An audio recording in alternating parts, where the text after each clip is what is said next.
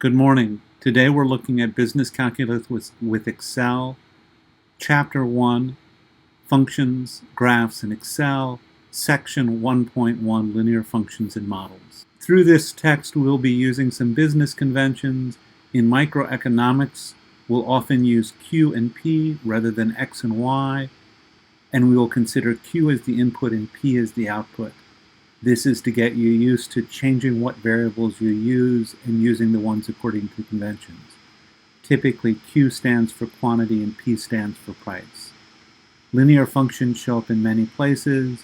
Most nice functions, if you zoom in far enough, they look like a line, so linear functions are a good place to start looking at functions. For all lines that aren't vertical, we have a slope. The slope is defined as the rise over the run, and there are three sets of data that easily define a line. A unique line is given by the slope and the intercept, where it intercepts the x origin, or by the slope and any point on the line, or by a pair of points. Any of these will give you a unique line. From the three sets of data, we have the slope-intercept form, the point-slope form, and the two-point form. There's also a general form that's used for vertical lines. Students often ask about the best form to use. The honest answer is the best form depends on what information you're given and what question you're asked. I think the best form is the one that answers the question you've been asked with the information you've been given and requires the least amount of work. We're also going to look a bit at piecewise linear functions. Overtime pay will be the favorite example for piecewise functions. Let's move towards a more blackboardish setting.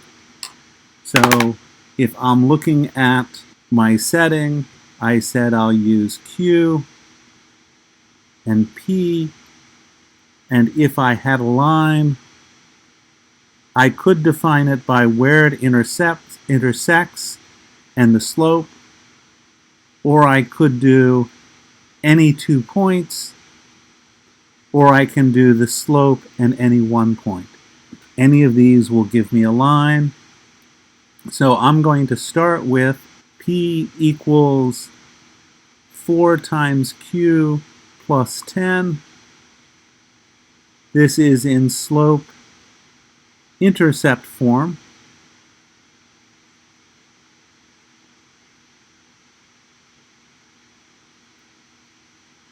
And there's a unique form for each line.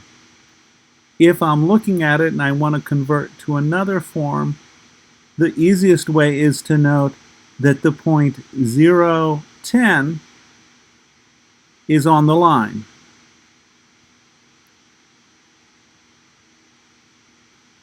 Zero, 10 with Q equal to 0, that's the intercept, and so that's 10 on our position.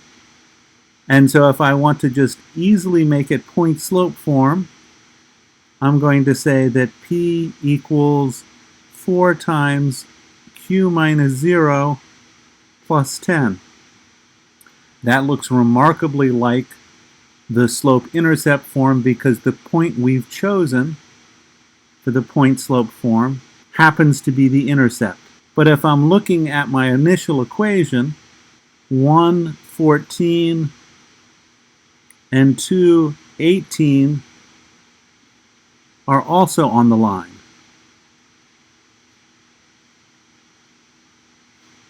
So P equals 4 times Q minus 1 plus 14, and P equals 4 times Q minus 2 plus 18 are also point slope.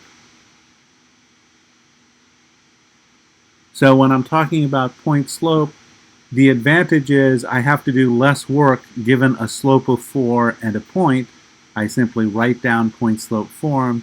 The disadvantage is I have 3 different equations that are all the same line, and when I was doing slope-intercept form, there was only one equation for a given line. If I want to look at the 2-point form,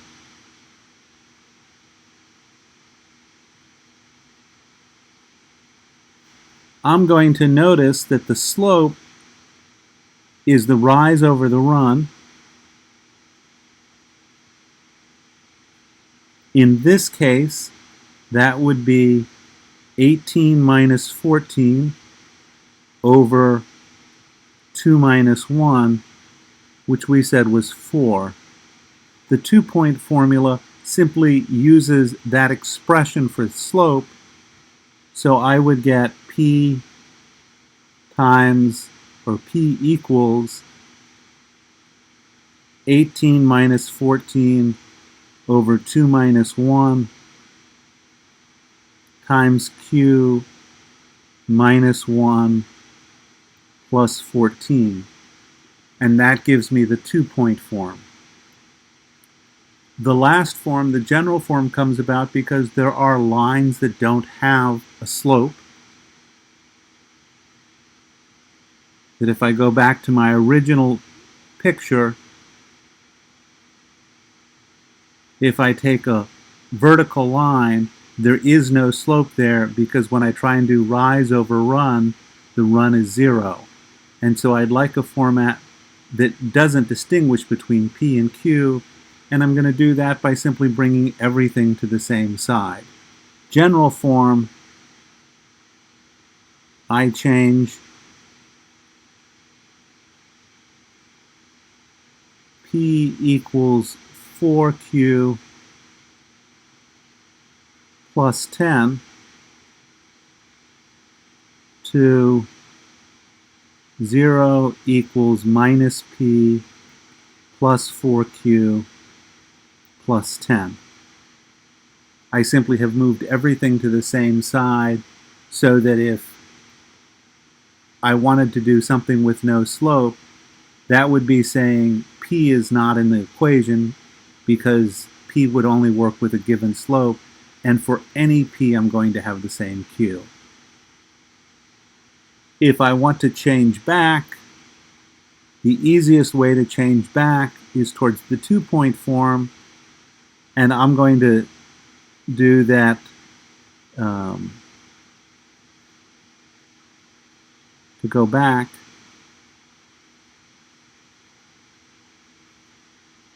I first want to point with 0 equal P, and so I'll get 0 equals 0 plus 4Q plus 10, so 0 minus 2.5 is a point. And then I look at set Q equal to 0, and I have 0 equals minus P plus 10, and so 10 comma 0 is a point. And now I have 2 points for the point slope, for the 2-point formula, or I can work out a slope and do slope, point slope, or slope intercept. But this gave me my 2 intercepts. Looking at piecewise linear,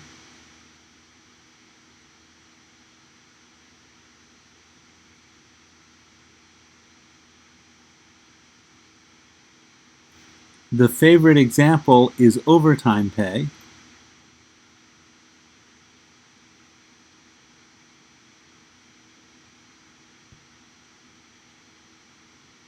I am paid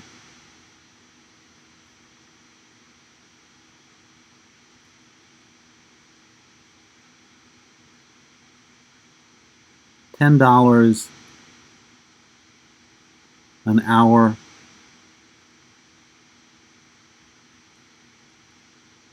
up to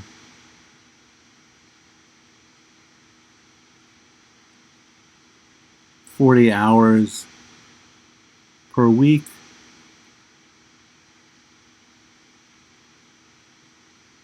Then $15 an hour overtime.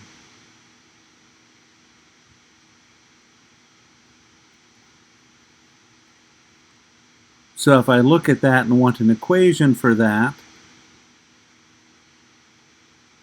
I'm going to first think about what it looks like My pace starts linear up until I get to 40, and then it becomes steeper. Well, this is at 400, $10 an hour at $40 an hour. And so if I'm looking for my equation for this is going to be pay in terms of hours. Well, it's 10 times hours if hours is less than or equal to 40, and it's 400 for the first 40 hours plus 15 times hours minus 40 when hours is greater than 40. And so this is a piecewise linear function. We need to think about it when we're doing linear functions as well, because in the real world, most functions don't go on forever, but they change slope at various points. That's all for right now. I will see you tomorrow when we look at the next section. Thank you.